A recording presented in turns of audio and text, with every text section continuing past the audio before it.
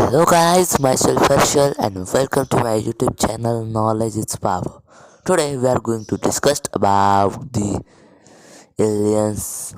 So let us get started with today's video title. Does the alien exist? So let us get started.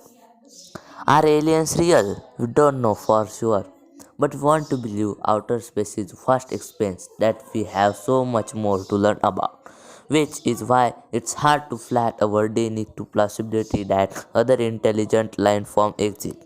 If life can exist and persist in circulation and in some of the harshest conditions of Earth, just look at the it's likely that other interplanetary landforms have evolved and acclimated to conditions in space too. The renowned science writer Arthur C. Clarke once said, two possibilities exist. Either we are alone in the universe or we are not. Both are equally terrifying.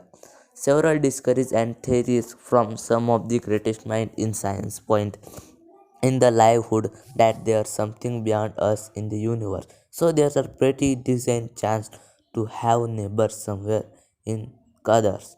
Consider the evidence. On November 14, 2004, a training mission near San Diego became one that Commander David Fravor will never forget and remains one has can't explain. Fravor recalls seeing a tic-tac shaped object that moved much faster than the capability of any known weapons that currently exist. We are flying brand new Super Hornet. It was air defense exercise good guys against two bad guys. Fravor said in a History Channel interview, everything seemed normal until the USS Princeton called upon Fravor and company for a rival world. Changing course it wasn't long before Fravor and other pilots saw something strange. What appeared to be sunken plane or submarines moving essentially right under the water surface. It's white, it has no wings, it has no rotors. I go holy, what is that? Fravor said the UFO had no windows and it's reported that infrared monitor failed to pick up on any exhausted forms. Fravor says it wasn't long before this curiosity to be the best of him and decided to get a closer look as the flavor began descending toward the water. The craft suffered rapidly ascended and began mirroring flavor flight in frightened pattern. Then in an instant it zipped past to the nose and favor jet and disappeared. When Fravor and the other pilots got back in the Nimitz, they shared their experiences with the rest of crew. Shortly after, another pilot took off in search of the UFO and succeeded. This pilot managed to get a lock on a tic tac, which happened to be the footage seen here. The Navy has officially released the footage, but says the public was never supposed to see it first place.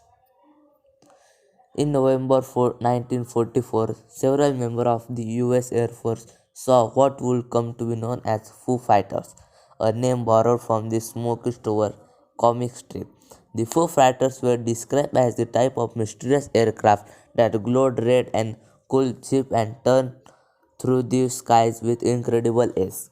The first person to spot the light was late Fred Frankfurt, who happens the passenger in a night fighter that was flying over the Rhine Valley.